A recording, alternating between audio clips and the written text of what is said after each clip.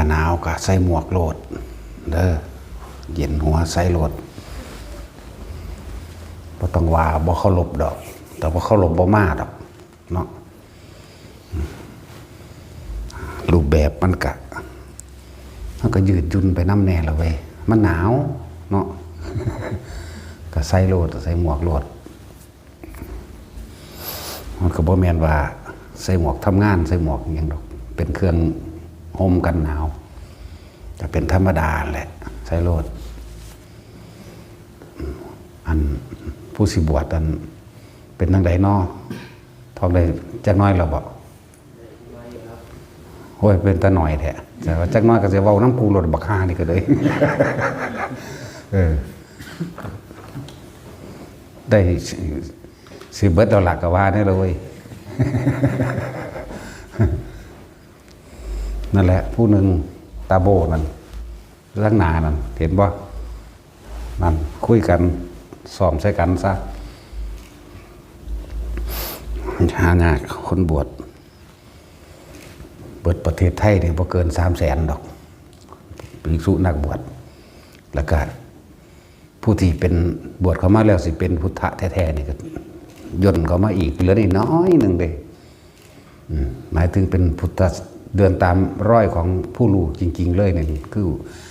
คำว่าพุทธศาสนาเนี่ยแท้ๆเลยนี่มันหน่อยๆลงเด้บ่ได้หลายเด้แหละส่วนมากก็มีแต่เฮ็ดไปต่างๆนานาเฮ็ดไปทางไสยศาสตร์มนต์ดำเดรัจฉานวิชาพวกนี้เขาถูกอยู่แล้วหาทางออกจากถูกอยู่แล้วเพิ่มทุกข์ให้เขาอีกเพิ่มความเสื่อเพิ่มความอยากให้เขารวยเขาไปอีก เนาะถ้าเขาไปเอาเลขมั่งสักลิงสักไล่ให้กันมั่งลดน้ำมันมั่งนี่แต่เนื้อโกงนี่แต่เนื้อขี้ตัวโคตรโกงศาสนาเบิดนั่นแหละพวกนี้ตัวคนถูกเก่าๆได้นั่นเลิกไปบ้างเลิกไปมีความเสื่อในทางนั้นบวงสรวงในทางให้เทพเจ้าดลบันดาลให้พระเจ้าบันดาลให้สิ่งศักดิ์สิทธิ์ดลบันดาลคำสอนพระเจ้าแหมคนเฮาก็เลยไปมีความหวังแต่กับผู้อื่นเนาะแล้วบ่รู้จักคำว่าตนเป็นที่พึ่งของตนอยากได้หยังเฮ็ดเอาตนแลเป็นที่พึ่งของตนนี่แหมถ้ากันเว้าดีๆดอกอัตหิอัตโนนาโถนั่นแต่ว่ามันนังบ่แม่นติแล้วก็อ้างตัวว่านี่จะเอาเงินไปพัฒนานั่นพัฒนานี่ซอยเหลือคนนั้นคนนี้ซอยเหลือสำนั้นจักบ่นั่นซอยคน10 ล้านก็สร้างแต่ว่าบ่อาจสามารถซอยให้คนพ้นออกจากทุกข์ได้ทุกข์ก็เก่าอีกนั่นแล้วคนเลยบ่รู้จักพึ่งพาตัวเองคนเลยผู้ใดก็สร้างที่ตกอยู่ใต้อิทธิพลของการยื่นมือขอความช่วยเหลือจากบุคคลผู้อื่นบุคคลผู้นั้นน่ะหาอิสระได้ยากที่สุดบ่มีเลยแต่สิค่อยล่อค่อยการพึ่งพาผู้อื่นนั่นบ่ล่ะบ่มีคนที่พึ่งบ่มีคนที่พ้นออกจากการเวียนว่ายตายเกิดเด้ทุกคนก็สิล่อค่อยบางพวกก็ล่อให้เทพเจ้าออกไปอยู่นำเบิ่งให้พระเจ้าเอาไปอยู่นำให้พระเจ้าดลบันดาลจังซี่แหมก็บ่ต่างกันได้ล่ะครับพวกในทะเบียนบ้านว่าศาสนาพุทธแต่ว่าก็ล่อค่อยให้พวกพญานาคดลบันดาลให้ร่ำให้รวยให้พวกสิ่งศักดิ์สิทธิ์ดลบันดาลแล้วทุกข์ก็เก่าเด้อมันธรรมดาเด้ฟังให้มันดีๆตามความเป็นจริงคักๆนี่เด้อไปพึ่งผ้าอีหยังเรียกว่าอยากให้นั่งกวักให้ขายของได้ดีณเมตตาเมตตาค้าขายร่ำรวยหรือใส่วิชาคาถาดันคาถานี่เพื่อสิเรียกทรัพย์มันมีอยู่บ่มันเมตตาอยู่เรียกทรัพย์นั่นเห็นบ่ล่ะมันก็แสดงว่าไปข่มเหงเอาน้ำผู้อื่นตัวนั้นนะนั่นแหละถึงว่ามันหายากเด้อพุทธธรรมแท้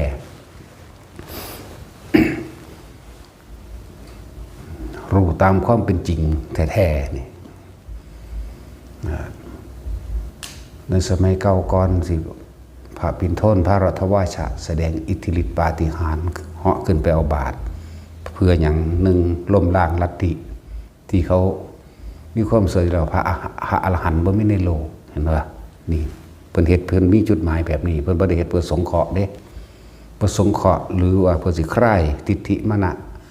เพื่อให้ในความเห็นผิดของคนบ่แม่นแบบนั้นมันผิดเจตนาในการแสดงพระพุทธเจ้าจึงห้ามบ่ให้แสดงกันล้มล้างลัทธิแห่งความเชื่อถือว่าพระอรหันต์ไม่มีในโลกนะแล้วก็เพื่อลาภสักการะของเพื่อลาภสักการะคือมีบาตรเป็นเหตุนะจ๊ะว่าเพื่อให้คนเกิดความเข้ามาเคารพนับถือในศาสนาแห่งตนเห็นไหมพระเจ้าบ่ให้มีจุดหมายนั้นเด้อะไรแล้วก็หลายๆอย่างที่พระนาคิตะจังสิกะแสดงอิทธิฤทธิ์พระนาคิตะพระสาคระทั้งสององค์พระนาคิตะนี่ปราบพญานาคเวลาถึงฤดูการทำงานทำหน้าทั้งสี่ถ้าบ่ถือใจในบางอย่างมันก็เฮ็ดให้แรงถ้าบ่ถือใจในบางอย่างมันก็เฮ็ดให้ถ่วมเฮ็ดให้น้ำขาดเฮ็ดอย่างหลายอย่างที่นี่ก็หลายๆที่เจ้าลัทธิทั้งหลายว่าเว้าได้หมายถึงติดต่อพญานาคสื่อสารได้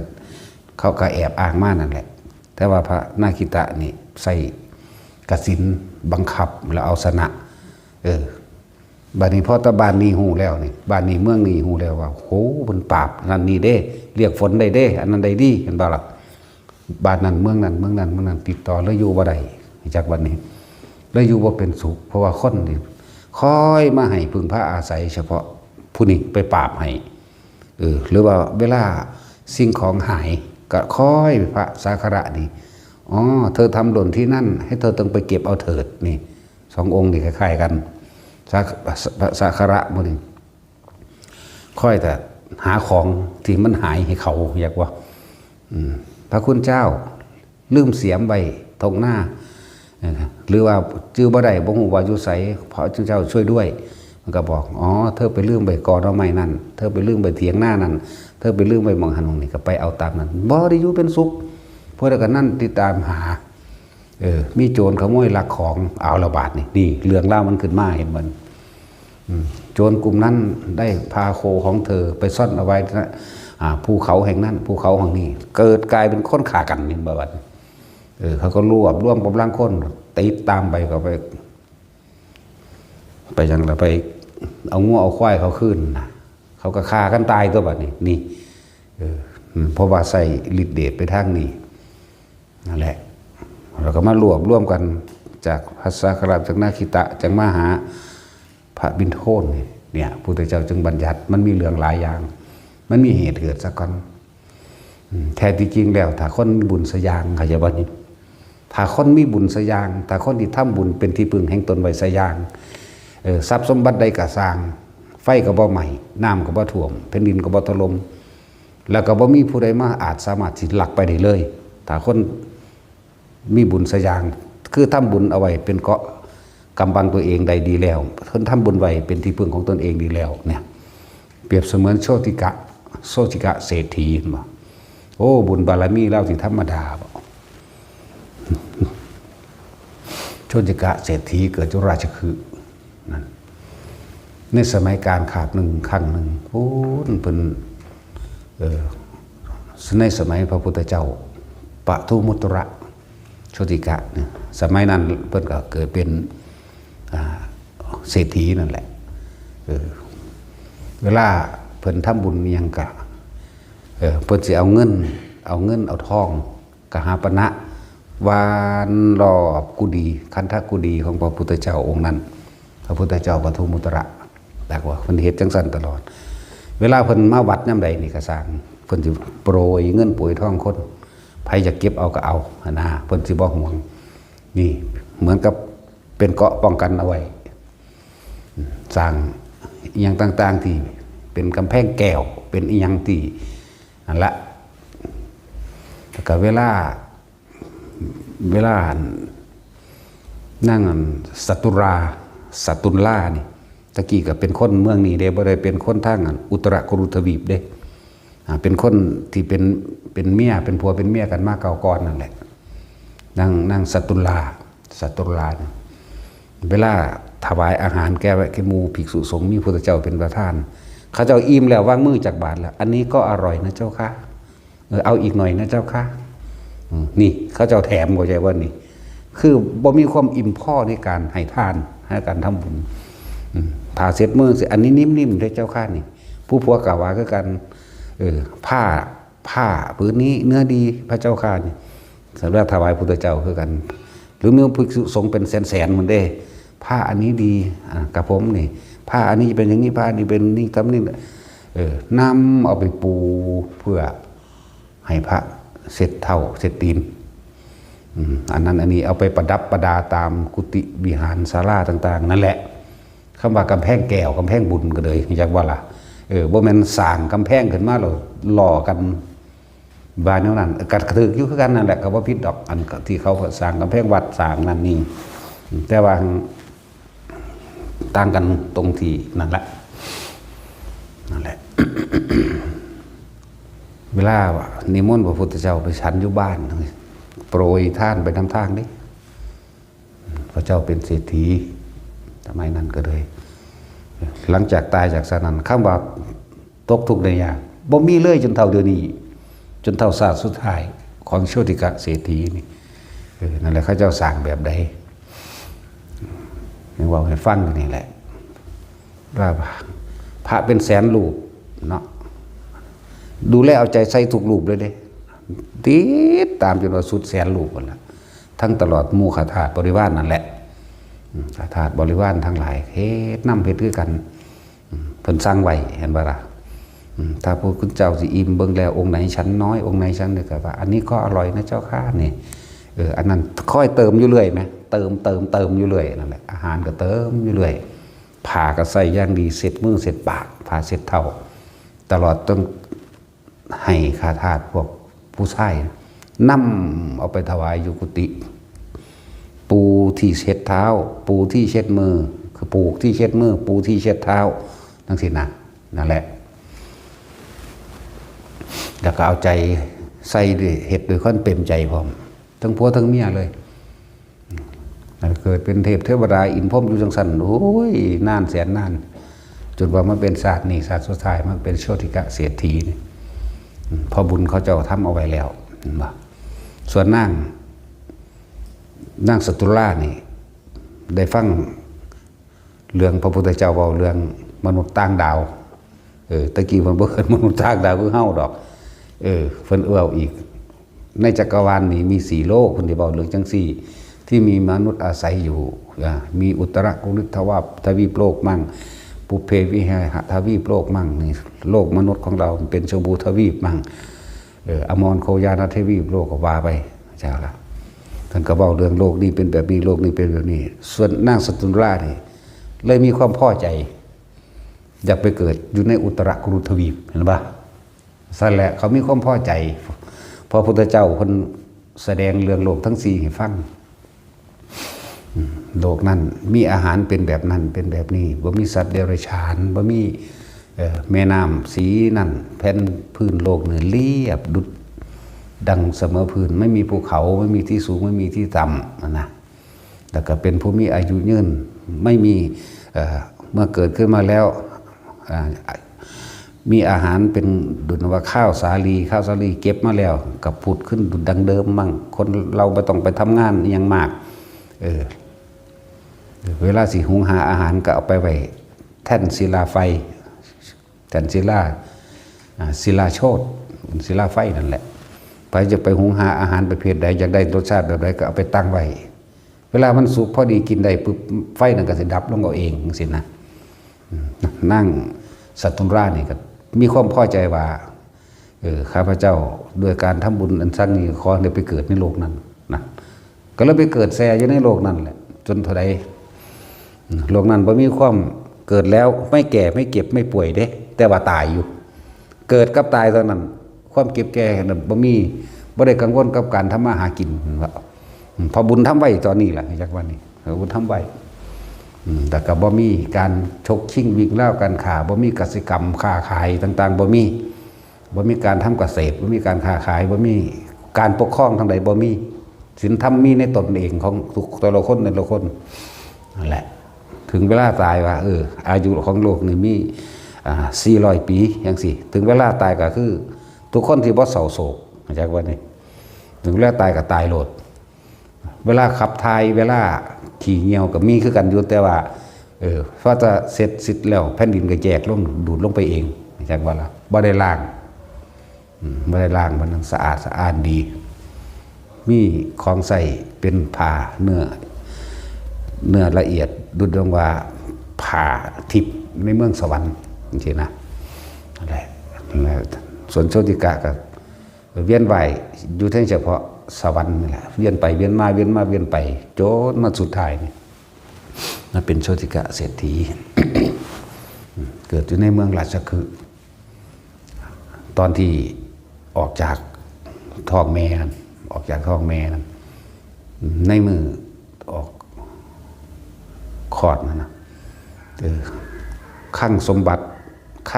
ติเงินทองต่างๆที่อยู่ในคลังของพระเจ้าพิมพิสารก็ตามคลังสมบัติต่างๆที่อยู่ในเบื้องนั่นก็ตามมันออกแสงเองวาบขึ้นเลยพระเจ้าพิมพิสารเล่งเบิ่งแล้วคนมีบุญมาเกิดเด้แบบนี้นะก็เลยก็เลยหัวโชติกะเศรษฐีก็เลยประทานแม่นมให้แน่ประทานทรัพย์สินเงินทองอย่างแน่ล่ะให้แน่เยอะแยะใหญ่ขึ้นมาจนอายุถึงพุ่นละ16 ปีก็ด้วยบุญของเพิ่นเองเทวดาที่เคยทำบุญสุนทานนำจักว่าก็มาเกิดนำนั่นแหละมาเกิดนำและแม้กระทั่งเทวดาแม้ตั้ง6 สัตว์ก็มาค่อยปกปักรักษาเอาเองเพราะว่าได้รับอานิสงส์ส่วนบุญที่เพิ่นเอาอุทิศไปก็จะว่านี่ได้รับอานิสงส์แห่งผลทานบุญกุศลกรรมดีใดๆก็ช่างเพิ่นสึกอุทิศไปสรรพสัตว์ทั้งหลายไม่มีที่สุดไม่มีประมาณทุกหมู่เหล่าบรรดามีเพิ่นสิบ่ขอหยังดอกอยากบ่นี่อย่างสูงสุดของเพิ่นขอให้ได้พระนิพพานนะกับพระพุทธเจ้าองค์ใดองค์หนึ่งอยากว่านั่นแหละเพิ่นทำทีเดียวคุ้มเลยก็บ่แม่นทีเดียวดอกแต่ว่าพูดถึงว่าในการครั้งนั้นถ้าสิเว้ามาแล้วมันก็สิว่า91 กับก็ยังบ่แม่นมันต้องอยู่ประมาณ61 กับพอสิ91 กับต้องนับใส่พระพุทธเจ้าที่ปังกรพระพุทธเจ้าที่ปังกรจังสิเป็นแต่ว่าพระนี่ต้องเป็น61 กับเบิ่งดูนะเวียนว่ายอยู่ในเฉพาะเทวดากลับไปกลับมาไปแค่เทวดาจังมาเกิดศาสตร์นี้ พระเจ้าพิมพิสารเมื่อเพิ่นใหญ่ขึ้นแล้วก็เลยประทานให้คือแต่งตั้งให้ว่าโชติกะเศรษฐีเป็นเศรษฐีอันดับ 1นั่นนะในเมืองนั้นเมียที่เป็นมนุษย์ก็มีเมียที่เป็นนั่นแหละนั่งอันสัตุลาเทวดานี่ไปเอามาจากอุตรกุรุทวีปนั่นมาเป็นผัวเมียกันคือเก่านะนั่นแหละทีนี้พระเจ้าพิมพิสารคนทั้งหลายที่เดินทางมาเพราะว่าปราสาทเพิ่นสิสร้างบ้านแต่งงานใช่ป่ะเลื่อนหอมนุษย์ทั้งหลายหรือทั้งหลายบ่อาจสามารถที่คือมันผสมกับบุญเพิ่นที่เพิ่นสร้างคันธกุฎีให้พระพุทธเจ้าในสมัยนั้นสร้างกุฏิวิหารต่างๆให้กับหมู่ประสงค์เป็นแสนรูปแสนหลังเลยเด้แล้วก็หลายวัดที่เพิ่นสร้างนะในสมัยพุทธเจ้าปทุมุตระนะหลายวัดพร้อมบ่ต่ำกว่าแสนหลังอีกนั่นแหละผู้ใดก็บ่อาจสามารถที่สร้างนี่ได้พุทธต้องให้พวกพระอินทร์ลงมาสร้างให้บ่ธรรมดาเด้พระอินทร์ครับหมู่นั่นแหละตลอดทั้งบริวารมาสร้างให้สวยงามตระการตาสร้างแล้วกับอลังการแล้วก็ไปนำเอาเมียเก่าเพิ่นนั่นน่ะมาแต่งงานอีกสั่นแหละคนคำสาคำลือของคนก็กระจายไปทั่วโลกนั่นแหละไผก็อยากฮู้ไผก็อยากเห็นว่าปราสาทที่สวยงามวิจิตรกตาในโลกนี้บ่มีผู้ใดเสมอเหมือนแม้ ของกษัตริย์เจ้าฟ้าพระราชาทั้งหลายก็บ่อาจสามารถที่จะเทียบเคียงได้เลยนะก็บ่เทียบเคียงได้แล้วก็คือเทวดาสร้างเว้ยเห็นบ่ซั่นนั่นแหละแล้วก็อากาศในหันสิพอดีตลอดแล้วก็อยู่ได้โดยแก้วมณีโชติเรียกว่าล่ะอยู่ได้โดยแก้วมณีโชติเพราะว่าแก้วนั้นนั่งสตุลล่านั่นเอาแก้วมาดวงหนึ่งถ้าจะบอกประมาณโดยเท่ามะพร้าวสีใส่แสงสว่างตัวนี้แทนดวงอาทิตย์แล้วก็แสงตัวนี้มันจะพุ่งครอบเอาไว้ครอบเอาไว้ว่าให้แสงอุลตราไวโอเลตของดวงอาทิตย์นั่นนะส่องลงมาใหม่ในกรอบของทีของเศรษฐีนี่เข้าใจป่ะล่ะครอบไปเพิ่นแล้วอากาศนี่พอดีเป็นแก้วประกายผึกนะครับเป็นแก้วประกายผึกเป็นแก้วเป็นด้วยเพชรนิ่นกินดาทองคำอย่างต่างๆสารพัดของใส่ของสอยมีแต่ของละเอียดมีแต่ของเทียบเท่าสวรรค์ของใส่ของสอยต่างๆนั่นแล้วผู้ใดเดินทางมาปุ๊บเพิ่นก็สิเอาเข้าสาลี่ที่เอามาจากอุตรกุรุทวีปกับแผ่นเหล็กแผ่นหินนั่นนะมาตั้งไว้ผู้ใดอยากได้รสชาติใดก็ได้รสชาตินั้นแต่ว่าข้าวนั้นสุกปุ๊บนี่คือมันสิไฟมอดลงเองดับลงเองมอดแปลว่าดับเด้ออันพวกบ้านนอก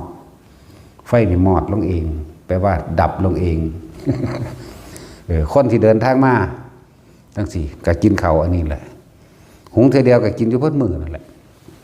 ไอ้สิมาหลายมันได้กระสางตักแล้วไม่มีพร่องฟู่ขึ้นตลอดจนเต็มมือก็จังค่อยหายไปนั่นแหละต่างบ้านต่างเมืองต่างมาเดินทางคนทุกคนยากยาจกบริโภคคนขอทานตลอดทั้งหมู่ภิกษุสงฆ์ทั้งหลายไปบิณฑบาตนะอาหารนี่เป็นรุดดังว่าอาหารทิพย์พุ่นละยำกินเทเดียวอิ่มได้7 มื้ออาหารของโชติกะเศรษฐีเป็นรุดดังว่าอาหารทิพย์เทียบคนมาหลายพระเจ้าพิมพิสารก็ล่อเวลาอยู่เหมือนกันคนเบาบางลงก่อนไว้กูจังสิไปนะแต่ว่าอาชาติศัตรูตอนนั้นก็ยังเป็นราชกุมารอยู่พอท่านข่าพออยากว่าอยู่ใน10 ปี11 12 ปีนี่แหละที่ติดตามเสด็จพระเจ้าพิมพิสารไปนำพระเจ้าพิมพิสารต้องการอยากเห็นคนซาคนลือคักแท้นะก็เลยพาลูกชายนั่นแหละไปน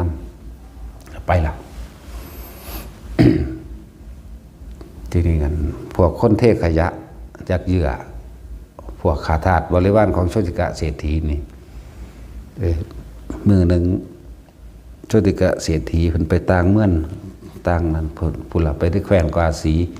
เมืองกาสีนี่เป็นที่เล่าเรื่องเกี่ยวกับผ้าที่มีราคา100,000 กหาปณะจริงๆนะขนาดนั้นถือว่าเป็นดีที่สุดยอดแล้วยังถือว่าเป็นผ้าเนื้อหยาบที่สุดของคนในบ้านของโชติกะเศรษฐีใช่ไหมล่ะถือว่าหยาบที่สุดเลยนะทั้งที่ผ้านั้นมีแต่ระดับกษัตริย์หรือมหาเศรษฐีใส่เท่านั้นก็เลยผ้านี่แปลกๆดีไว้เป็นอย่างหยาสากมือนั่นก็เลยว่าถ้าเอาไว้เป็นผ้าเสร็จเท่าคือสิดีก็เลยซื้อมานำมันก็มาให้คนปัดบาดกัดกวาดเลื่อนคนเทขยะอันนี้คนทำความสะอาดบ้านเลื่อนปัดฝุ่นปัดฝอยออกคือซื้อนี่ดอกเดี๋ยวก็เลยมอบให้นั่งท่าสีนั่นแต่ท่าสีนั่นก็มีแต่ผู้งามๆเลยคือสำคน16 ปีนี่ส่วนโชติกะก็คือชื่อจังคน20 ปี25 ปีเท่านี้นึงเด้แบบนั้นด้วยผ่าถ้าเกิดเสียใจยังไงคิดว่าได้รับโทษหรือกูเฮ็ดผิดยังนะท่านเศรษฐีคือมาคนพิจารณาความผิดของตัวเองคนขาทาสนั่นนะพวกปัดฝุ่นเฮือนซื้อดอกอันพวกนี้ก็เลยเสียใจอย่างไงก็ไปถามพวกนั้นนี่ก็บ่รู้เหตุผลว่าเป็นหยังผู้ขามีโทษอีหยังคือเอาผ้าเนื้อหยาบขนาดนี้ไม่ผู้ขาเปลี่ยนสุดแท้นะโชติกะเศรษฐีก็เลยบ่แม่นเขาบ่ได้ให้เอาเจ้าให้เจ้าไปห่มค่อยให้เจ้าไปเฮ็ดเป็นผ้าเช็ดตีนนั่นเห็นบ่ล่ะจังฟื้นใจขึ้นมาใหม่แน่โอ้ยนึกว่าผู้ขามีโทษนั่นลงโทษผู้ขา ผ้าอันนี้เนื้อหยาบเกินไป แต่แม่นเอามาใส่ทูนือโตๆหรือว่าห่มมันก็ดุดดังว่าแท่งน้ำพูดทั้งที่มันผ่าพื้นนั้นมันราคาเป็นแสนอย่างว่าสุดท้ายแล้วก็ไปเฮ็ดเป็นผ้าเช็ดตีนเท่านั้นเด้ผ้าเช็ดตีนผ้าเช็ดพื้นผ้าถูพื้นในมือนั้นพระเจ้าพิมพิสารกะเสด็จมาเบิง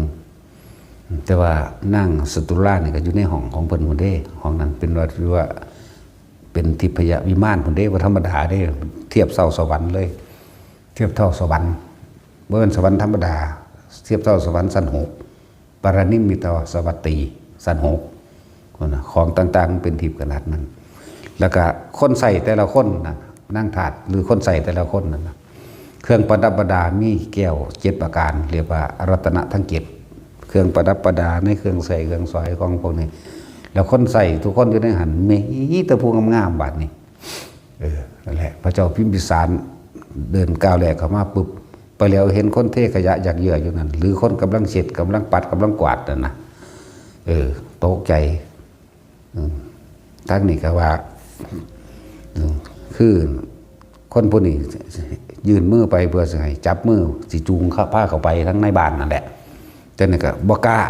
คือบ่กล้าแตะเพิ่นมีทำเด้บ่กล้าแตะสงสัยสิน่าสิเป็นเมียของมหาเศรษฐีนั่นมั้งบ่กล้าแตะไปมาเห็นอีกผู้นึงก็เอ้าคือมีแต่ผู้งามๆเพื่อกันแต่ใส่เพชรนินจินดามีราคายิ่งกว่าของเฮาอีกเห็นหลายเขาพุ่นละจนถึงที่สุดแล้วประตูที่จะเข้าไปในห้องโถงห้องรับรองในห้องรับรองมันจะมีเรียกว่ารัตนะแก้วดูดังคือเพชรเทียบแล้วคือเพชรห้องนั้นใสดุจดังว่าหลุมลึกหรือเป็นห่วงน้ำอะไรอันหนึ่งบ่ละมันเป็นเพชรเรียกว่าเพชรประกายผึกใสลงไปถ้าสิเทียบใส่ว่ามีความลึกและมีความใสงามดุจดังว่าบุรุษเหยียบบ่ากันขึ้นไปถึง100บุรุษแต่เขาจะว่าจัก100 เมตรซะไปเนาะ100 เมตร200 เมตรประมาณนี้ทางตามธรรมดาเนาะกษัตริย์ก็หวาดระแวงด้วยสัตว์เนาะพอถ้าเข้าไปประตูหยุดกึกหรือว่าเศรษฐีนี่ต้องการขาเฮายึดเมืองเนาะดิคิดไปได้บ่ดีพุ่นน่ะแต่เขาก็รู้ความคิดเรียกว่าล่ะนั่นแหละโชติกะเศรษฐีจึงเดืองออกมาว่าบ่แมนไม่ได้เป็นดุจดังที่ท่านคิดหรอกท่านกษัตริย์บ่ได้ดุจดังท่านคิดอันนี้เรียกว่าแก้วประกายพฤกษ์เป็นแก้วมณีโฉดที่มีราคาประมาณบ่ได้นั่นแหละจังคือมาจูงมือเอาไปจังกายางได้บ่กายางได้ญาติมันตกหิวนะเพิ่นเข้าใจว่าเขาเฮ็ดเป็นกับดักให้เพิ่นนั่นแหละกษัตริย์ต้องหวาดระแวงศัตรูเป็นธรรมดาเห็นบ่แล้วมีความสุขอย่างอยู่บ่ล่ะบ่มีขนาดกษัตริย์ก็ยังหวาดระแวงความนั้นความนี้อยู่แต่โชติกะเศรษฐีก็ไปพาเข้าไปนั่งที่โต๊ะอาหารพวกซ่อนพวกซ่อมพวกจานอาหารต่างๆมีแต่สั่งด้วยทองคำฝังเพชรเบิดแต่ว่าปราณีตยิ่งกว่าในโลกมนุษย์เด้พวกนี้พวกคนหลับใส่ยังต่างๆแล้วเบิ่งสอยขอมือแล้วเบิ่งอันยังถือรัดน้ำของแขนมือนี่แหละทั้งสั้นแล้วมีแต่ผู้งามๆบ่นี่เพิ่นก็เข้าใจว่าทั้งเบิดนี่เป็นเมียโชติกะเศรษฐีเด้มีแต่ผู้งามๆเลยก็เลยว่าหลังจากนั้นก็เลยผู้ใดเป็นภรรยาเอกของท่านก็เลยไปเอานางสตุราเนี่ยมานางสตุราก็เลยถือแก้วมณีโฉดดวงใหญ่เท่าสิเทียบก็คือฟุตบอลเจ้าฟุตบอลสว่างมากเราเลยถามผัวว่าผู้ใดมาโอ้พระราชาเจ้าฟ้ามหากษัตริย์ซึ่งเป็นคนใหญ่ปกครองแผ่นดินนี้ทางผู้เมียก็เลยเข้าใจว่าเอ้าเฮานึกว่าเฮาใหญ่สุดแล้วแสดงว่าเฮานี่ทำบุญมาหน่อยเบิ่งขนาดนั้นก็ยังว่าเฮานี่ทำบุญมาหน่อยอยู่เฮาจังบ่ได้เป็นผู้ยิ่งใหญ่ถึงขนาดนี้นะก็เลยเอาเมียเนี่ยมาตามธรรมดาเราก็บ่เฮ็ดเวียกอีหยังเนาะก็เลยให้ไปถือผัดโบกอยู่ข้างๆกษัตริย์ มาจากว่าโบกอยู่ข้างพระราชาพระเจ้าพิมพิสารบัดนี้น้ำตามันก็เลยไหลส่วนนั้นเท่าไอ้พระเจ้าไอ้พระราชาก็เลยเข้าใจว่าภรรยาของท่านทำไมสงสัยสิกลัวเฮามายึดเอาเมืองมั้งอ๋อบ่แม่นแบบนั้นบ่แม่นแบบนั้นดอกนางนี่เคยอยู่เฉพาะนั่งที่อากาศดีๆแล้วก็ในห้องนอนหรือที่เพิ่นเดินไปตรงใดก็ช่างสิมีแต่ความเบาและสบายโดยเฉพาะทิพยวิมานทั้งหลายบ่เคยเป็นแบบนี้น้ำตาก็เลยไหลเพิ่นไม่ได้กลัวท่านดอกนะไม่ได้กลัวว่าพระราชาสิมายึดเมืองหรือว่าสิมาทำร้ายอีหยังดอกเพราะนางนี่มาจากอุตรกุรุทวีปนะ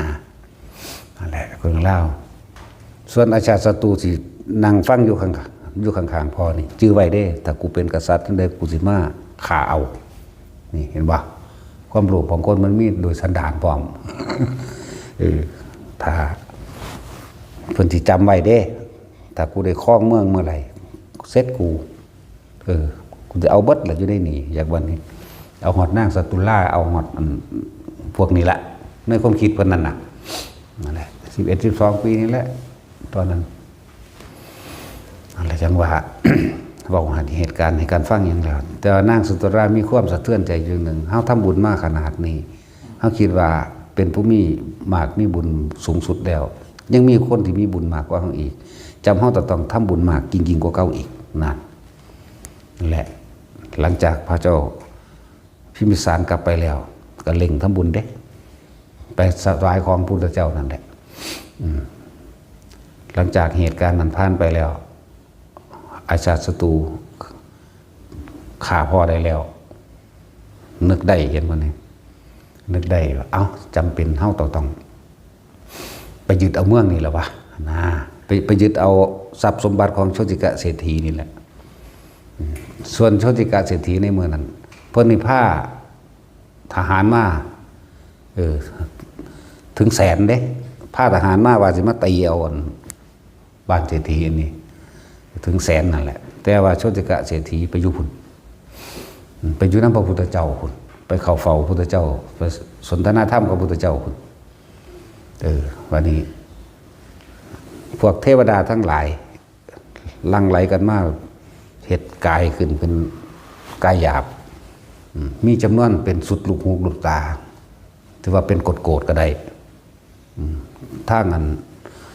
อาชาติศัตรูเข้าใจว่า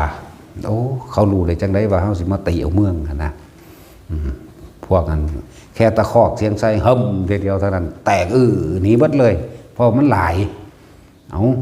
อันผู้หนึ่งดำ100,000อันพวกเป็นโกรธไหมทั้งสั้นแล้วบึ้มแตกกระเจิงหนีไปส่วนอาชาติศัตรูเกิดความบาดก็คิดยังบ่ออกแล่นเข้าหาพระพุทธเจ้าคือกันว่าแล่นเข้าไปในหาพระพุทธเจ้าพอดีขันไปเห็นโชติกะเศรษฐีคุยกับพระพุทธเจ้าอยู่ก็ไปต่อว่าแม่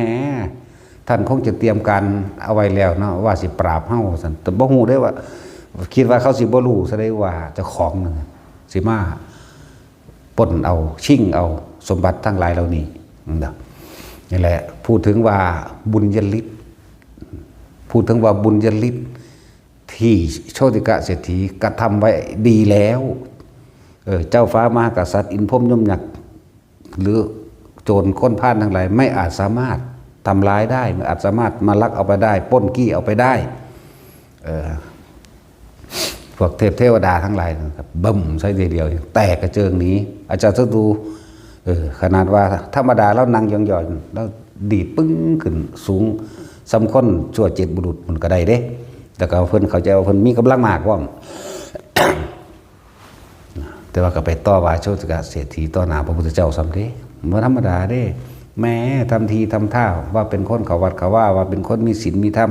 ที่ไหนได้ท่านวางแผนโครงการไว้เรียบร้อยแล้วท่านให้ทหารของท่านเองเนี่ยเป็นจำนวนสุดลูกหูลูกตามาทำลายพวกผู้ข่าแค่ว่าสิเขามาเยี่ยมซั่นนั่นแหละเพิ่นถือว่าคนบ่มีสัจจะพูดยังไงก็ไม่มีใครเชื่อได้หรอกเขาทั้งคิงเขารู้อยู่หั่นจากบัดละ พิ่นก็มีความรู้ของเพิ่นญาติยังรู้ของเพิ่นเองนั่นแหละในโชติกะอยากว่าท่านจงใจที่จะพาทหารจำนวนแสนนั้นมาเพื่อที่จะยึดทรัพย์ยึดบ้านของข้าพเจ้าเมื่อจะยึดทรัพย์ของข้าพเจ้าบ้านของข้าพเจ้าจึงคัดเกณฑ์ทหารมาเป็นจำนวนแสนแต่ว่าทรัพย์สมบัติใดๆก็ช่างกษัตริย์เจ้าฟ้าพระราชาทั้งหลายไม่อาจสามารถลักของปล้นกี้เอาของข้าไปได้เอาของข้าพเจ้าไปได้แม้นทหารที่มีจำนวนล้านหรือยิ่งกว่านั้นก็ไม่อาจสามารถลักไปได้เพราะบุญของข้าพเจ้าที่กระทำเอาไว้แล้วจักปกป้องสิ่งของข้าพเจ้าถ้าข้าพเจ้าไม่ให้แม้เพียงชิ้นเดียวก็ไม่ได้นี่ทุกคนถ้าข้าพเจ้าไม่ให้เห็นมั้ยเพิ่นก็เว้าเรื่องสมัยที่ท่านไปกับบิดาของท่านเองพระเจ้าพิมพิสารนั่นนะข้าพเจ้าก็รู้ว่าท่านคิดอย่างไรพวกธรรมดาบอกเขาเจ้าหูอยู่เด้ข้าวที่มาจากอุตรกุรุทวีปถ้าข้าพเจ้าไม่ให้ท่านก็จากแม้เพียงเม็ดเดียวก็เอาไปไม่ได้กันหาลาอยู่เด้จากว่าละกันหาลาอยู่ตกใจอยู่ถ้าอย่างนั้นจะทดลองดูนะนี่แหวนในมือของข้าพเจ้าหรือใส่แหวนในมือกับสิบใส่ยุตีนกับสิบเป็น20 วงถ้าข้าพระเจ้าไม่ให้ท่านคิดว่าท่านจะเอาไปได้หรือไม่ยืนมือให้เลยเอานี่ดึงเบิ้งเพิ่นก็มีความก็ยิ้มยองในใจได้เฮานี่เป็นคนมีกำลังมากแค่เฮานั่งยองๆเฉยๆนี่กระโดดไปได้ถึง7 ชั่วบุรุษแต่เฮาตั้งใจกระโดดได้ถึง10 ชั่วบุรุษภาษาเลื่อนแค่นี้นะเดมือให้ก็ดึงยังได้ก็บ่ได้เห็นบ่ล่ะดึงกังจ้องอยู่หั่นแหละหรือรู้ความโลภของคนหามึงนี่นั่นแหละเอาดึงอยากได้นิ้วใดดึงเบิ่งดูก็ดึงบัดทุกนิ้วทั้งนิ้วตีนก็ได้ตีนให้พร้อมดึงยังได้ก็บ่ได้ท่านเชื่อหรือยังว่านี่แหละคือบุญญาฤทธิ์หรือบุญเป็นเครื่องปกปักรักษาแม้ชีวิตตัวของข้าพเจ้าเองแม้ทรัพย์สมบัติอันเป็นอยู่บ้านหรือบุคคลผู้อยู่ในบ้านแม้ใบไม้เพียงใบเดียวท่านก็เอาไปไม่ได้นะถ้าเพิ่นก็เลยบอกเอาปูผ่าล่องสิเฮ็ดให้เบิ่งพอถึงปูผ่าให้เบิ่งปุ๊บแค่เหยียดมือออกก็ซื่อแหวน10 วงก็ไปกองกันในผ่าได้แต่ข้าพเจ้าไม่ได้ให้ท่านก็ขึ้นมาใส่คือเก่าเห็นหมดละนั่นแหละเพิ่นสลดสังเวชใจกษัตริย์ผู้นี้ข่าพอมายิ่งใหญ่เห็นป่ะหลายๆอย่างในความเวียนว่ายตายเกิดประกอบกับเพิ่นฟังธรรมของพุทธเจ้าแล้วประกอบกันสลดใจถ้าท่านจะอนุญาตให้ข้าพเจ้าสิ่งหนึ่งจักได้ไหมจงอนุญาตให้ข้าพเจ้าบวชเถอะนั่นเพิ่นดีใจที่เนี่ยเราไม่ต้องลบหัวเด้เราไม่ต้องไปแย่งชิงหรือว่าฆ่าใครเลยเพิ่นคิดไว้แต่ผู้นี้บวชเพิ่นจะกลับไปยึดเอาสมบัตินั้นเห็นป่ะยึดสิขึ้นไปเอาอันปราสาทต่างๆของโชติกะเศรษฐีก็บวชต่อหน้าพุทธเจ้านั่นแล้วบวชโดยอีหิภิกขุสำเร็จพุทธเจ้าบวชให้เลยท่านจงเป็นภิกษุมาเถิดอันทำเราได้กล่าวไว้ดีแล้วนะกล่าวคำพุทธังสนังกัจจามิธัมมังสนังกัจจาสังฆังสนังกัจจามิผมหนวดดลงเองผ้าอันเป็นทิพย์ล่วงลอยลงมาจากฝ่าซุบสวมเข้าไปใส่แล้วบวชแม้เพียงแค่วันเดียวเหมือนดุจดังว่าภิกษุบวชตั้ง60 พรรษาธรรมดาว่าทั้งสั้นแหละก็บรรลุเมื่อนั่นแหละบ่ได้มืออื่นเด้บรรลุเมื่อนั่นแหละดีบ่ดีบรรลุก่อนผู้นี้สิมาซ้ำนั่นแหละทางนี้ก็ยิ้มอีกอย่างกลับขึ้นไปสิไปยึดเอาปราสาทเข้าใจว่านี่สิไปเอาทรัพย์สมบัติเขาสิเอาขาทาสบริวารสิเอาอิหยังของเขาอีกนั่นกลับขึ้นไปเหลือแต่ความว่างเปล่านั่นแล้วบุญแต่ของบ่มีแหมแต่ของบ่เฮ็ดเอาสิไปเอาของผู้อื่นนี่แหละเรียกว่าบุญญาฤทธิ์อันใดที่กระทำเอาไว้แล้วด้วยใจอันบริสุทธิ์ของตนนี่บ่มีผู้ใดสามารถลักเอาไปได้ปล้นเอาไปได้กี้เอาได้เผาทำลายน้ำก็ทำลายไม่ได้ไฟก็ทำลายไม่ได้เจ้ากษัตริย์ทำลายไม่ได้โจรก็ลักแจ้งชิงไปไม่ได้ไม่พึงชิบหายด้วยไฟด้วยน้ำด้วยดินด้วยลมไม่พึงชิบหายด้วยโจรทั้งมนุษย์และอมนุษย์อาจสามารถทำอันตรายได้เลยนี่และความหมายนี่คืออยากให้เข้าพึงตนเองที่เบามานี่ให้พวกเข้าเฮ็ดโดยใจบริสุทธิ์ของเข้าเองจ จะไปค่อยพึ่งผ้าวาสนาจากผู้อื่นมาซอยไหมแล้วจะไปตกอยู่ใต้อำนาจและอิทธิพลความเสือว่ามีสิ่งศักดิ์สิทธิ์โดยบันดาลว่ามีคนคอยกันแกล้งความเพียรของมนุษย์เขาจะบอกความเพียรของมนุษย์ทั้งหลายเอามนุษย์ทั้งหลายหรือเดรัจฉานตลอดทั้งเทวดาอินพรหมนั่นแหละเอามนุษย์ก็ดีมารทั้งหลายไม่อาจสามารถทำลายความเพียรของมนุษย์ผู้มีจิตใจแน่วแน่มั่นคงในศรัทธาแห่งตนนั้นได้ศรัทธาแห่งตนเด้ฟังดีๆเด้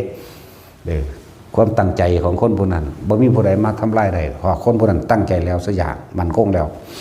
นั่นแหละอาชาติศัตรูกลับไปเหลือแต่ความว่างเปล่าจากว่าล่ะกลับไปอ้าวหายไปใส่แล้วปราสาทตัวนั้นเป็นปราสาทแก้วรัตนะทั้ง7ปราสาทหลังนั้นแก้วปราสาทหลังนี้บ่มีเลยนะทั้งสั้นแล้วส่วนนางสตุนราเทวดากันนำขึ้นไปสู่ทวีปเก่าเจ้าของเองเห็นปะนางสตุนราถ้าเล่า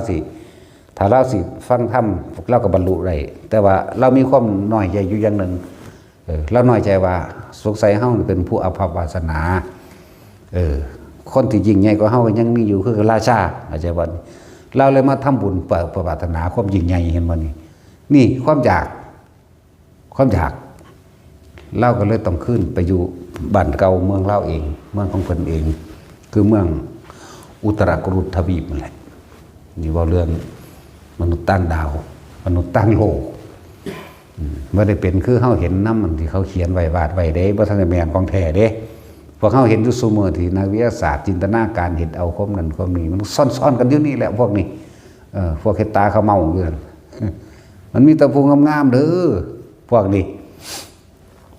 นางสตุลาก็กลับขึ้นไปสู่ทวีปแห่งตนเหมือนเดิมทรัพย์สมบัติทั้งหลายก็อันตรธานไปเบิดตลอดทั้งคนใส่ก็ไปกับนางสตุลาแก่เพิ่นแต่เหลือโชติกะเศรษฐีผู้เดียวก็บรรลุธรรมเป็นอรหันต์ดังนั้นแหละเพิ่นเรียกว่าบรรลือสีหนาฏเพิ่นบรรลือสีหนาฏตั้งแต่เราเดินทางมานับอสงไขยประมาณบ่ได้ก็โดยความตั้งใจไว้ในกับพระพุทธเจ้าองค์หนึ่งชื่อว่าพระปฐมมุตตะสัมมาสัมพุทธเจ้าปัจจุบันความปรารถนาของข้าพเจ้าได้สำเร็จแล้ววิชา3ข้าพเจ้าก็สำเร็จแล้วอภิญญา6ก็สำเร็จแล้วปฏิสัมภิทาญาณข้าพเจ้าก็สำเร็จแล้วเพิ่นเรียกว่าสุขจริงหนอนัตติสันติปรมังสุขขังสุขใดที่จะเสมอด้วยความสงบไม่มีสุขใดที่จะเสมอด้วยความสงบไม่มีนั่นแหละก้าวนะภิกษุผู้ว่าท่านนี่จักยังกับไปฟ้องพระพุทธเจ้าว่าโอ้ยอวดคุณวิเศษที่บ่มีในตนเจ้าค่ะพระพุทธเจ้าก็เลยว่าบ่แม่นบ่ได้อวดเธอได้ถึงที่สุดแห่งพรหมจรรย์แล้วพอถึงที่สุดแห่งสันติบทแล้วถึงพระนิพพานแล้วจังแล้วกันไปจากวันนี้นั่นแหละ บอกเรื่องเล่านี่ให้ฟังให้ทุกคนศรัทธาตัวเองต้องมั่นใจในตนเองเด้ต้องเชื่อมั่นในตนเองเชื่อมั่นนั่งหยังบัดนี้เอาหยังเป็นเครื่องเดินทางในความเชื่อมั่นคำสอนพระพุทธเจ้าธรรมะจากว่าเนี่ยจึงบอกว่าเฮาเนี่ยเอาธรรมเป็นใหญ่เด้ออันใดบ่เป็นธรรมอันใดบ่เป็นจริงเฮาบ่สนใจที่เว้ามาผิดที่บ่เป็นไปตามความจริงเฮาสัตว์ทันทีโลดนะเฮาจึงเคารพธรรมสูงสุดแต่โดยว่าบุคคลนั้นพระเถระนั้นเป็นเจ้าคณะนั้นเจ้าคณะนี่เด้อแต่ว่าเฮาเบิ่งโดยธรรมแล้วบ่เป็นบักหามึงโดดเด้บ่ได้สอนไผเด้เข้าใจบ่ล่ะภาษาจังซี่โลดเด้บาดนี้ทางบ่ได้เว้าด้วยความสั่งความโมโหดอกเว้าโดยพระวินัยเว้าตั้งแต่ของขังของศักดิ์สิทธิ์มึงก็ยังละบ่ได้อยู่มึงสิให้กูกราบบ่มีแต่กูสิเอาตีนใส่ซั่นดอก ไปหั่นเด้ไล่หนีเด้บ่ได้สะอ่อนเด้พวกไปเฮ็ดเครื่องร่างของขังศักดิ์สิทธิ์จังสันจังซี่อวดอ้างว่าเจ้าของมีฤทธิ์มีเดชคนนั้นคนนี้เฮาบ่ได้สนใจได้แนวมื้อนี้พระเถระแท้ๆคือคนทรงคุณวิเศษโสดาสกิทาคาอนาคาจนถึงอรหันต์ได้เฮาพระเถระเฮานั่นบ่ได้แม่นเถระเด้อวดอ้างนั่นนี่คมเหงโดยว่าเจ้าของมีพรรษามากหรือว่าเป็นพระเจ้าพระนายมียศมีพัดเห็นบ่ซั่นมีตาฟ้ามือกูสิพัดใส่หูมึง มีมาอยู่เด้สิบอกให้แต่เฮาบ่ต้อนรับออกไปโลดเด้บ่ได้สนใจจริงๆเด้อ ละของหยาบๆแค่นั้นยังก็ละบ่ได้บ่ทันได้ถึงรัตนตรัยโดยแท้แม่นพุทธะโดยแท้บ่ได้มีความจริง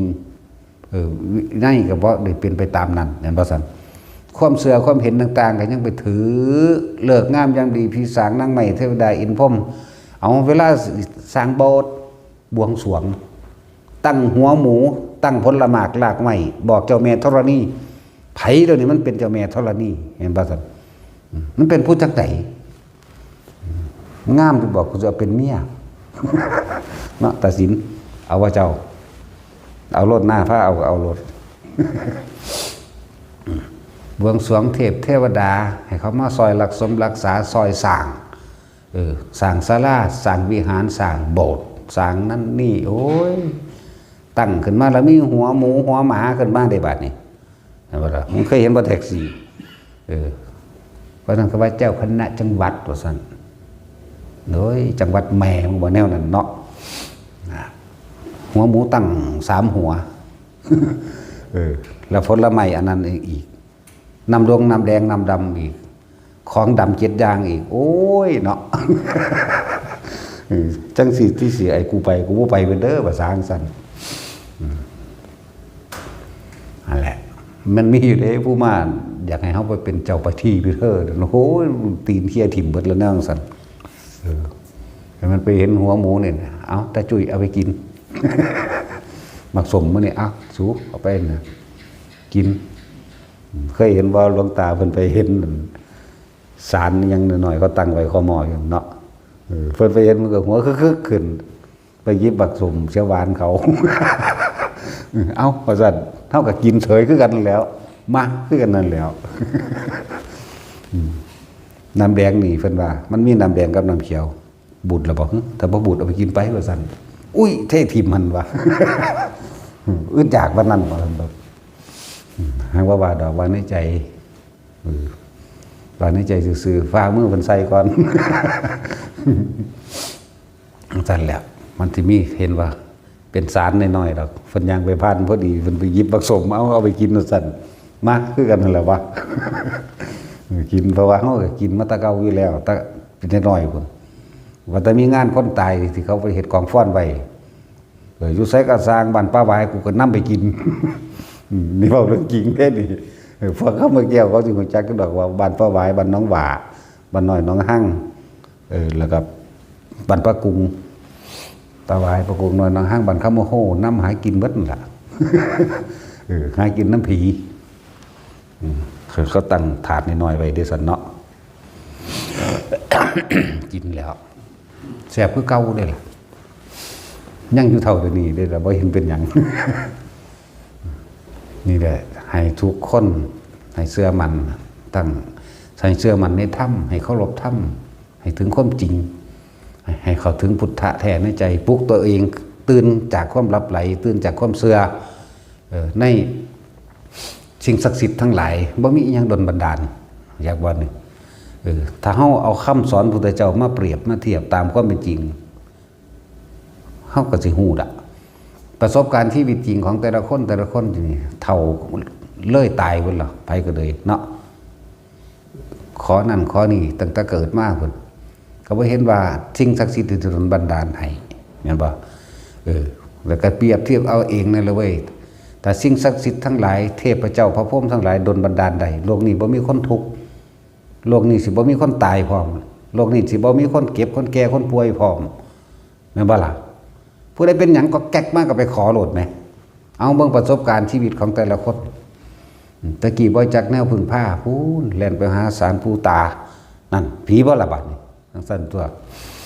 ศาลเจ้าปู่ตาอันนั้นอันนี้แล่นไปบวงสรวงพญา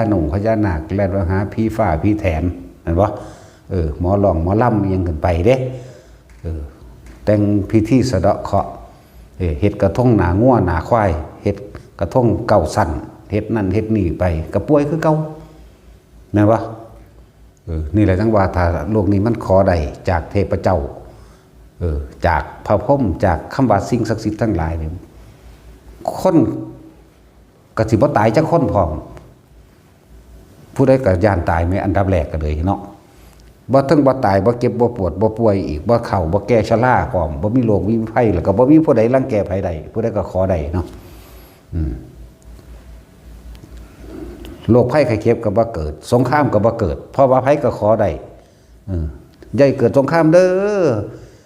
ให้พระเจ้าให้พระพรหมให้นั่นนี่ดลบันดาลให้เกิดเด้อแม่นบ่ซั่น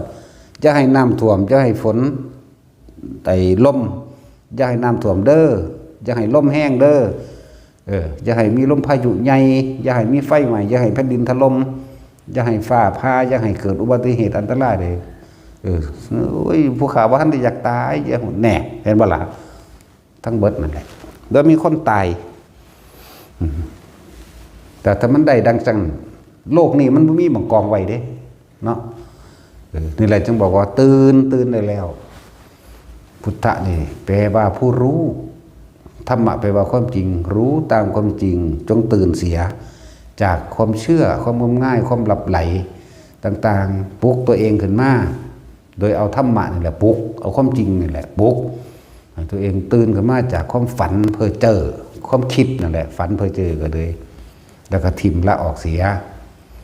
ผู้ใดถือเอาแล้วนี่ถึงแล้วนี่เฉพาะพระพุทธพระธรรมพระสงฆ์นี่ผู้นั้นก็ห่างไกลเราได้จากอบายแม้นว่าความผิดบาปบางอย่างมีอยู่เข้าใจบ่ล่ะคำว่าบางอย่างก็คือบ่หนักบ่หนาดอกแต่ว่าก็ถือเอารัตนตรัยโอ้ยโจรปล้นแท้ๆก็ยังไปสวรรค์ได้ไหม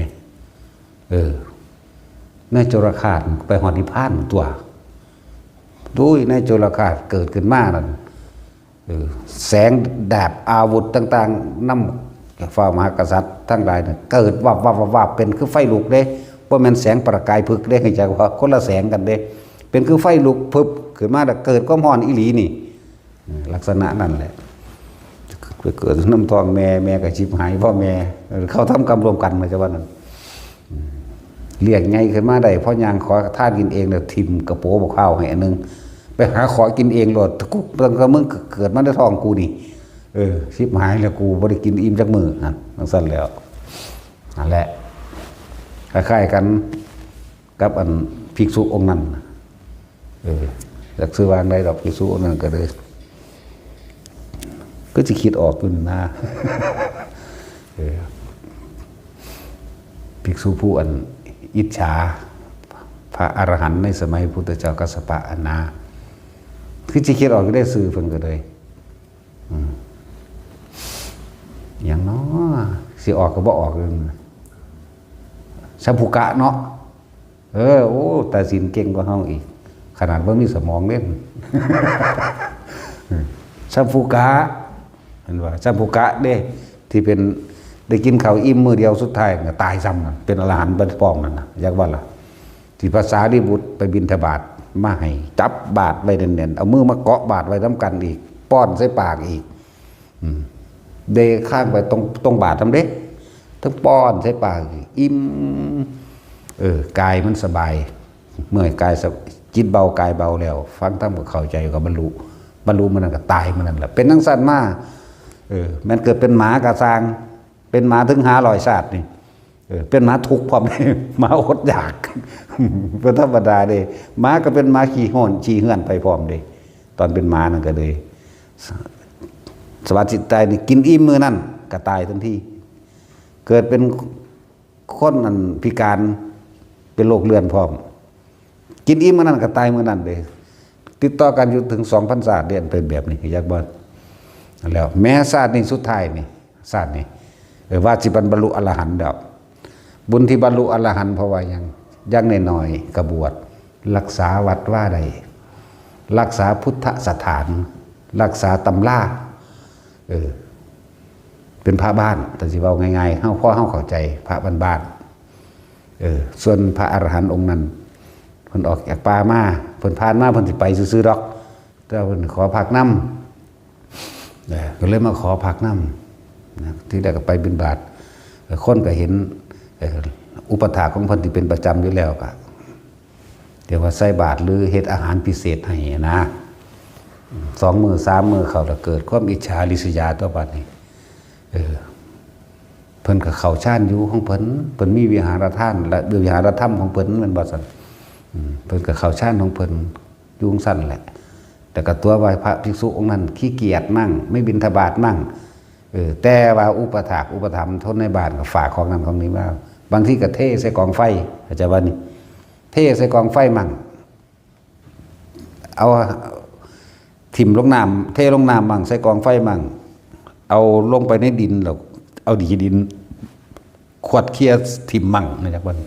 เอาขี้ดินกบไว้มั่งบางที่คนมาจังหันบางทีแต่ว่า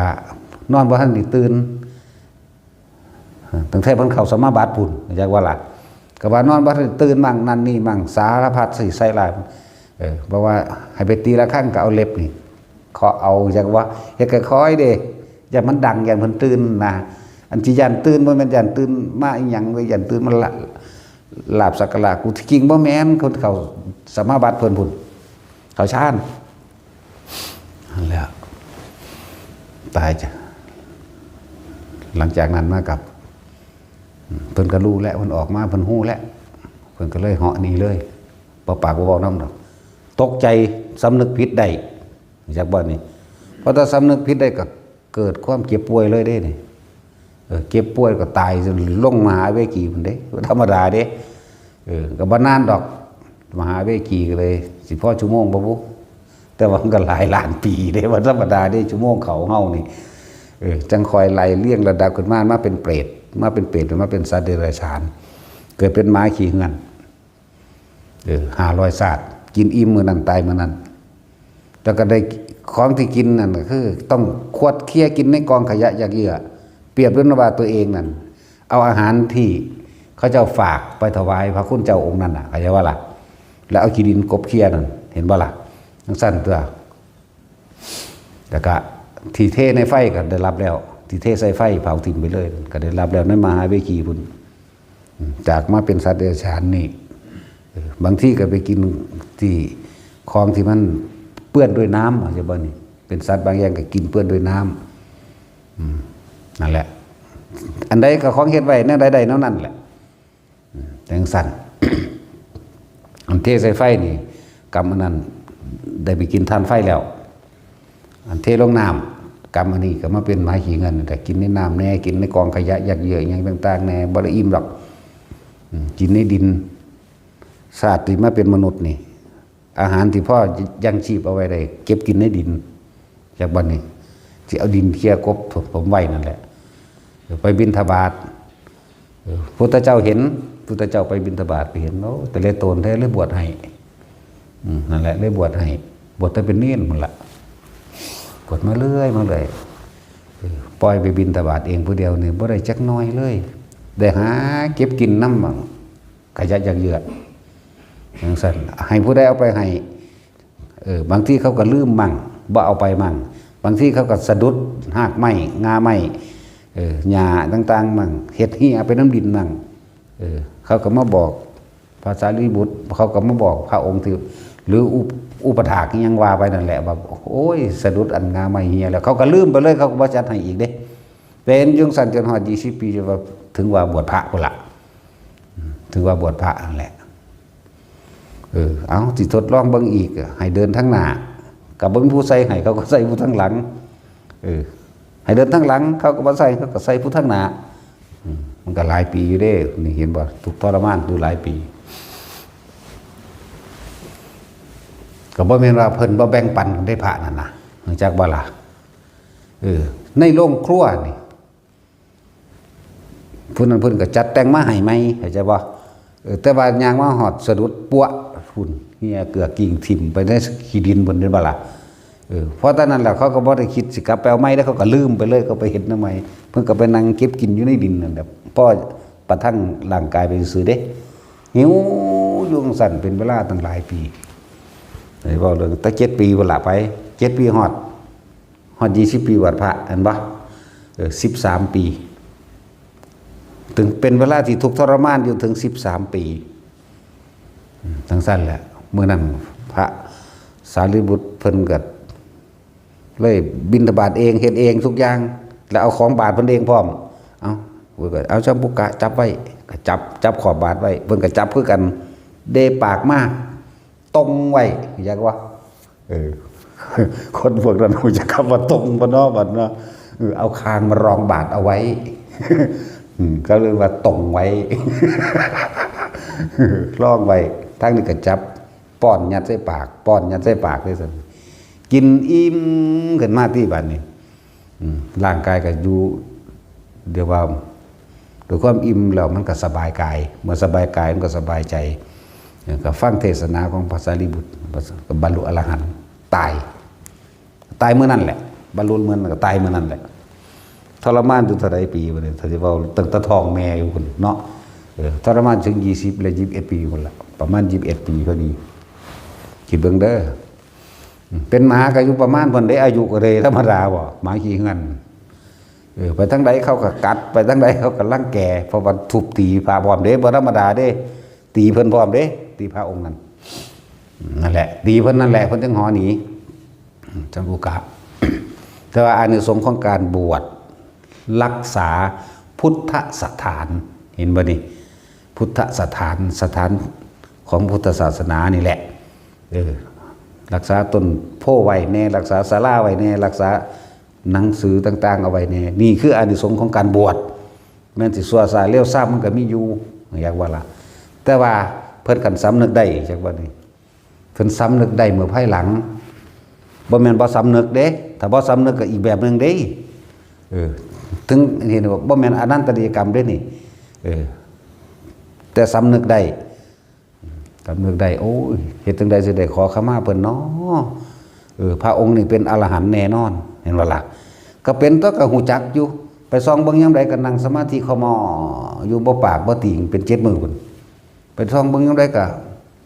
บ่ติงก็ฮู้ในใจเจ้าของอยู่เด้ฮะนี่แต่ว่าหังเฮ็ดโดยความอิจฉาริษยาโดยความหวงศรัทธาหวงอันถ้านั่นแหละหวงศรัทธาล่ะหวงทายกอย่างสั่น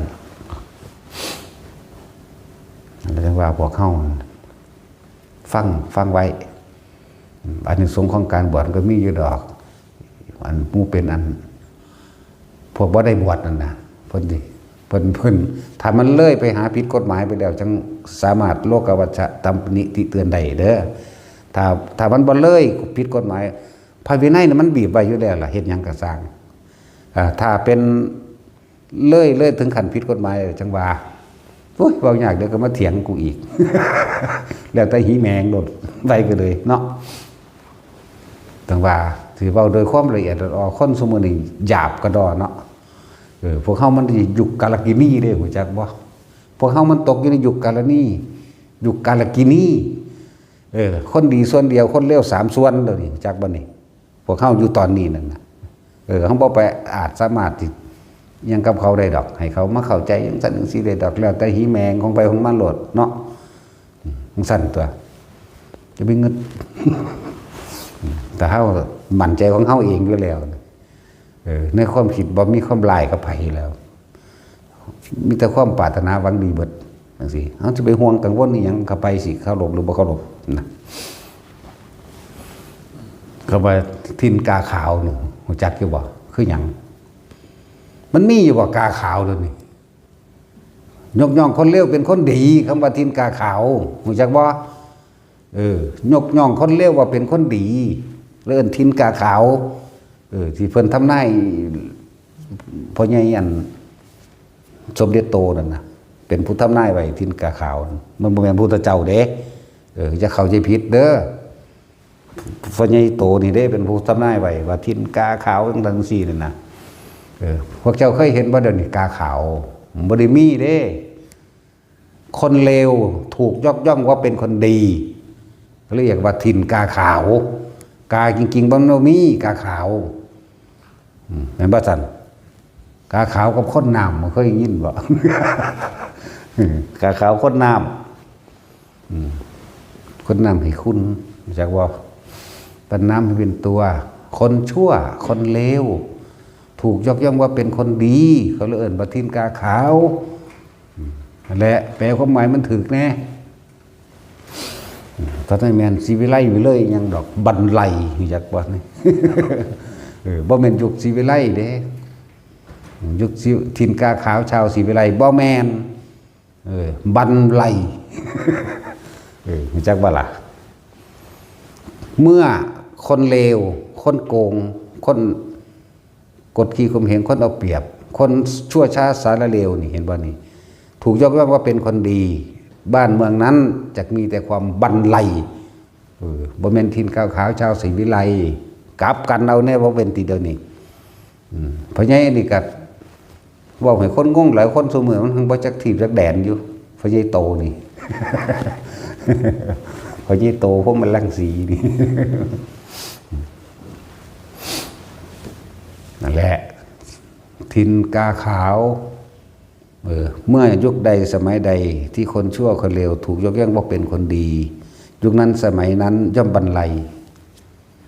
เพราะว่าคนทั้งหลายเหล่านั้นไม่มีศีลไม่มีธรรมไม่มีคุณธรรมฟังไปในเด้อบาทนี่จะมาย่องเอาตะเข่าขางจากของไผทินกาขาวมีพ่อค้าชาวต่างชาติต่างๆสี่เข้ามามันเข้ามาตะโดนแล้วล่ะเรื่องชาวต่างชาติเข้ามานั่นนะเหมือนว่าสันยุคศรีวิไลอย่างสันสี่บ่แม่นเทคเมตรนี่แหละยุคบรรลัยเพราะคนชั่วคนจันไรทั้งหลายยุคถูกยกย่องว่าเป็นคนดีผลจึงเปรียบเทียบว่าเป็นทินกาขาวกาจริงๆมันมีอยู่บ่กาขาวด้วยนี่แม้ว่าสันถ้าพิราบขาวมันพอมีอยู่ได้ แล้วถ้ากันเอาไปแปรไม่แน่จะเข้าขางล่อความหวังแต่ผู้อื่นมาซอยหลายเข้าใจว่าล่ะคนเฮามันเข้าขางตัวเองรอบุคคลผู้อื่นมาช่วยใครก็ช่างที่รอความหวังหรือมีความหวังว่าผู้อื่นจะยื่นมือมาให้ความยุติธรรมกับตนเองบุคคลทั้งหลายเหล่านั้นย่อมไม่เป็นอิสระอยากบอกว่าเป็นอิสระเพราะว่าบ่ยอมตัดสินใจกล้าตัดสินใจด้วยตนเองไม่กล้าทำอะไรลงมือทำด้วยตัวเองนั่นแล้วเขาพ่อไว้ทั้งพวกเจ้าขาดถ้ำเองพวกเจ้าขาดการได้ยินได้ฟังถ้ำเองถ้ำนี่คือของแท้คือของจริงคือชีวิตจริงคือเรื่องจริงๆนั่นแล้วต้องบอกว่าตั้งแต่บวชเขามาแล้วนี่พุทธะแท้บ่เข้าใจว่าล่ะเอาเวลา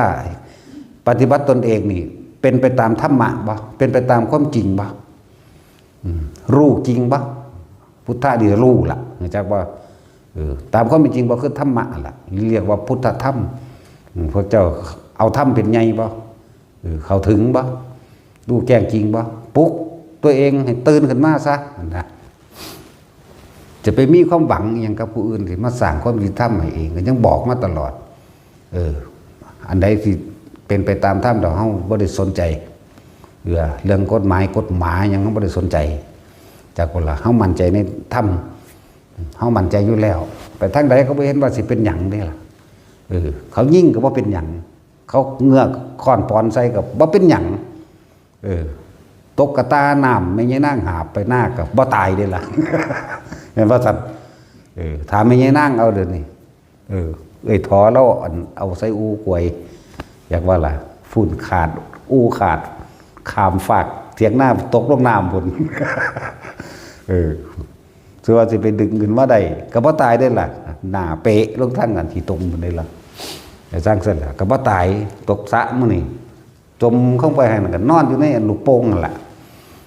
แล้วเลือกขึ้นหลังเอานี่มันเป็นกลมๆใสๆแต่ว่าเฮาอยู่ข้างในนอนเล่นเสยหายใจในน้ำทางบ่ได้มีน้ำดอกก็หายใจธรรมดาคืออากาศเฮานี่แหละแต่อยู่ในน้ำจังซั่นล่ะเอาน้ำไหลเอาไปเอิ้นคนสบายคนมางุ้มเอามันก็เป็นมันก็ตายแล้วต่อปานนี่แหมเนาะจังซั่นแล้วว่าเฮามั่นใจในธรรมะแล้วเฮาก็สร้างเฉพาะสิ่งที่มันเป็นบุญกุศลทุกๆคนสร้างไว้เป็นเกราะป้องกันตนเองอย่าไปรอความหวังจากผู้ใดบ่มีผู้ใดมาซอยให้เจ้าพ้นทุกข์ได้ตัวเจ้าเองต้องเริ่มต้นด้วยตัวเจ้าเองบ่มีผู้ใดเฮ็ดให้กันได้พุทธเจ้าเฮาก็เพิ่นก็ยังเว้าเต็มแล้วจริงแล้วเราตถาคตเป็นแต่เพียงผู้บอกทางเท่านั้นแม่นบ่ซั่นส่วนการเดินทางน่ะพวกเธอทั้งหลายต้องเดินก้าวย่างลงเดินทางเองคนเฮาผิดพลาดอยู่แต่สองทางหนึ่งไม่เริ่มต้นที่จะเดินสองเดินไม่สุดทางเข้าใจบ่นี่นั่นแล้วมันบ่สุดตัวมันถึกนั่นถึกนี่ล่อลากไหมบ่ล่ะ ลาบสักการะล่อไปลากออกไปสั่นแล้วว่าคันภิกษุนักบวชทั้งหลายบวชเขามาแล้วถ้าฟังอยู่เดี๋ยวนี้ตัวเองเคยคิดผิดเห็นผิดแนวใดเปลี่ยนใหม่เปลี่ยนความคิดใหม่หนึ่งเด้แปลแค่ว่าเปลี่ยนความคิดใหม่หนึ่งเด้เข้าใจว่าล่ะโอ้มันแม่นความเพิ่นไปกูเป็นแบบนี้อีหลีไว้ต่อไปนี่กูเลิกออกกูบ่สนใจแล้วกูบ่นั่นแล้ว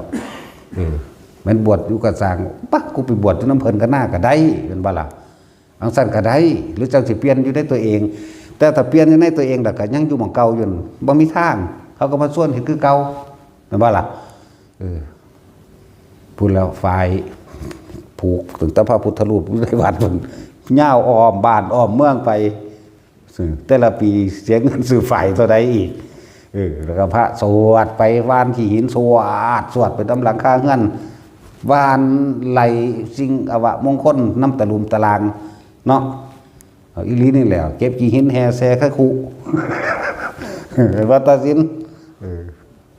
โอ้ยมีแต่จันไล่เอาปีอยู่คือเก่าอยู่ไปก็เลยไม่เห็นว่าแต่ว่าอันคือจังบางหันบางนีผีให้ผีเฮ็ดว่ามีคนตายคล่ำนังสันเนืองสิเนาะว่าพวกอยู่ในบ้านตายหลายๆมันคือบ่ใหญ่หนีเนาะเห็นว่าแท็กซี่คนอยู่ในบ้านตายเป็นร้อยเป็นพันหรอมันเป็นอย่างก็ว่ากันใหญ่หนีแต่ว่าผีเฮ็ดอยู่ที่นั่นเจ้าที่แห้งตายได้คล่ำได้จะเฮ็ดนั่นนี่เด้อสันอยู่ในบ้านทางคล่ำคักเนาะกรุงเทพมันตายเป็นล้านหรอก็ว่าใหญ่กรุงเทพนะอยู่แต่ละเมืองแต่ละจังหวัดแต่ละอำเภอนี่แต่ละหมู่บ้านนี่ว่าตายคล่ำผีเห็ดโอ้ยนั่นแหละพวกปัญญาอ่อนทั้งสัตว์แหละคือจังหวังเฮาอยู่แหละว่าคนตายตอนนั้นเท่านี้แล้วคล่ำเฮ้ยพวกที่ในบ้านทางตายหลายเด้เขาคือว่าใหญ่เนาะแปลกประหลาดบ่ล่ะเฮ้ยพวกสมองมาปัญญาสัตว์ทั้งสั้นแล้วแทนที่สิเข้าถึงคือว่าแล้วพวกนักบวชอยู่ในหันมันก็ตู้ว่าผ้าเห็ดอยู่เห็ดกินเพราะสำนันแหละเนาะนั่นตัวเอาดิเฮ้ยเด้ขล่ำเลี้ยงบ้านแล้วบ่เฮ้ามือหนึ่งว่าเด้เนาะเพิ่งเป็นแมงเลยเลี้ยงบ้านเลี้ยงปากเลี้ยงทองเจ้าของบ่เป็นเนาะแล้วก็พากันไปบวงสรวงนั่นบวงสรวงนี่นั่นแล้วเจ้าที่เจ้าทางมาสารเจ้าของเป็นเจ้าที่แท้ๆเจ้าทางแท้ๆเนาะคือบ่บวงสรวงเจ้าของ คือเขาสิว่าพวยมาตานครสวรรค์คนเด้มาสิพาเฮาบวงสรวงโง่เฮงมึงถือไล่หนีติสิพาทำพิธีสันพิธีแม่มึงบอกเพื่อสิเปิดยังเปิดดวงเปิดเลิกอันเซิร์นเจ้าที่ยังกูนี่เป็นเจ้าที่ตัวบัดแต่กูบ่สั่งพระสิเฮ็ดได้วะนั่นว่าล่ะให้เทวดามาซอยเทวดาแมงสิมาตั้งทางใดอยู่แต่พญานายตัวอยู่นี่พญานายนั่นหัวหน้าเทวดาเพิ่นหรอกพวกตาสินพวกคนที่เขามาซอยกันนั่นแหละตาสินตาจุ้ยตัวชิบหายอีกตัวนึงก็ตาจุ้ยตัวชิบหายว่าแต่ไปสู้นี่ยังเข่าห้างเบิดของกูเครื่องตัดยามือเดียวเท่านั้นซื้อ8,500ไปตัดต้นฝรั่งออกอ้อมๆจากกกตะกบแนวสันไปฮอดตำซะกกตะกบขาดกกตะกบกับมึงอสอแถวบ้าต้นบักไงรุ่นพี่ก็ขาดไหมกลับมาแล้วเอาเครื่องมาตั้งไว้ห้างไปพร้อมกันตัวยิ้มหายนั่นสั่นแล้วเดี๋ยวกลับในเว้นใช้ล่มนั่นสั่นแหละสมน้ำหนาถ้าปานันเราสิคุยว่าเท่าแก่ยันนี่มาเอาสันโดยของเนาของขี้ทูดสมโอ้ยตั้งว่าตายแต่โดนนั่นวัตบายยังขึ้นห่างวัดนี่แหละพวกนี้แหละว่าสั่งกันเลยพญาเขียวพญาอีดไปยังสิพุ่นมาซอยกันตัดไม้นั่นนี่ขึ้นตีสลายทั้งนั้นนี่เทวดาแมงมาตั้งไหนเนาะปานนั้นสิมาเปิดมาเบิกมาทำพิธีว่าสารเฮาบ่ให้เฮ็ดเห็นว่าคือเฮ็ดบ่ได้ก็เฮาบ่ให้เฮ็ดเนาะทั้งสั้นแล้วสิให้เฮาคิดอยากเฮ็ดหยังถ้ามันสิเฮ็ดให้อีหลีมันก็เฮ็ดให้ตัวเทวดาก็เลยเนาะมาแล้วทั้งสั้นแล้วเป็นประเภทบ่ง้อไผอีกเด้บาดนี้เนาะเฮาก็เลยบ่ง้อเด้สาบลาบอยู่ก็บ่ได้ง้อเด้ นั่นแหละคือความเข้าใจผิดที่บอกมาทั้งเบิดให้ทุกคนพึ่งตนเองเอาธรรมะนั่นแหละเป็นเครื่องดำเนินชีวิตคิดยังพูดยังกระทำสิ่งใดก็สร้างให้เป็นไปตามความจริงเอาคำสอนพระพุทธเจ้าบุคคลใดก็ช่างที่ไม่ได้เอาธรรมะไม่มีธรรมะเป็นเครื่องดำเนินชีวิตชีวิตของบุคคลพวกเรานั้นย่อมหาทางพ้นออกจากทุกข์ไม่ได้มีแต่จมกับจมเป็นกับเป็นกันเป็นอสงไขยโผล่ขึ้นมาเป็นมนุษย์ครั้งหนึ่งทำความเลวลงไปอีกหมายว่าล่ะ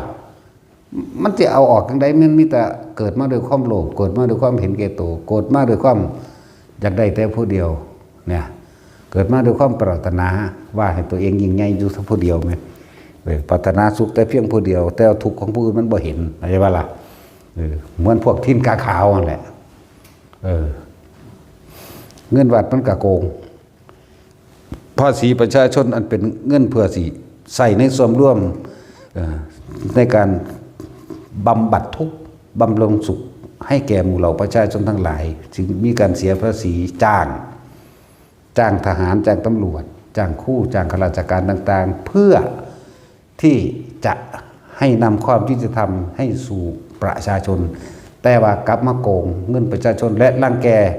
เบียดเบียนข่มเหงทำร้ายประชาชนด้วยอาศัยอำนาจว่าตัวเองเป็นข้าราชการอาศัยว่าตัวเองเป็นผู้ถือกฎหมายกฎหมายถ้าบ่มีคุณธรรมบ่มีความศักดิ์สิทธิ์บ่เป็นจริงศักดิ์สิทธิ์แปลว่าเป็นจริงไม่อาจสามารถคุ้มครองใครได้แม้กระทั่งตัวมันเองเข้าใจว่าล่ะสิ่งที่คุ้มครองเฮาได้คือบุญบารมีเฮาเองบุญญาฤทธิ์เฮาเองคุ้มครองเฮาได้ส่วนกฎหมายคุ้มบ่ได้ดอกกษัตริย์มันคือบ่ออกไว้ห้ามป่วยนะเหมือนว่าสั่นถ้าคนทำอย่างนี้จึงป่วยนักกฎหมายใดประเทศใดก็สร้างบ่เห็นว่าสิออกกฎหมายห้ามตายห้ามป่วยห้ามแก่ห้ามตายเนาะบ่มีซั่นแล้ว อะไรจังว่าปากยังขึ้นมันสิว่าผิดกฎหมายแม่มึงบอกคำว่าผิดกฎหมายต้องมีบุคคลผู้ใดผู้หนึ่งเสียชีวิตและทรัพย์สินจึงจะผิดกฎหมายได้แน่กับเขารักธรรมได้ล่ะเหมือนบ่ล่ะ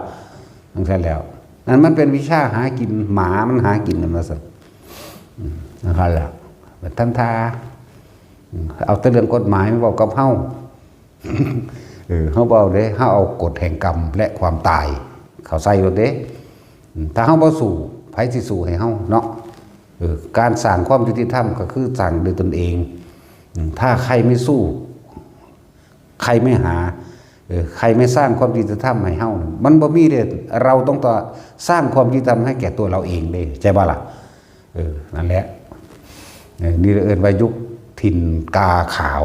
คนชั่วช้าสารเลวถูกยกย่องว่าเป็นคนดีเมื่อใดที่คนชั่วช้าสารเลวเห็นแก่ตัวถูกยกย่องว่าเป็นคนดีเมื่อไหร่เมื่อนั้นบ้านเมืองนั้นย่อมเข้าสู่ความวิบัติบันไลเข้าใจว่าล่ะนี่แหละคำว่าทินกาขาวเศร้าสีวิไลเข้าใจว่าเอาสมาทาน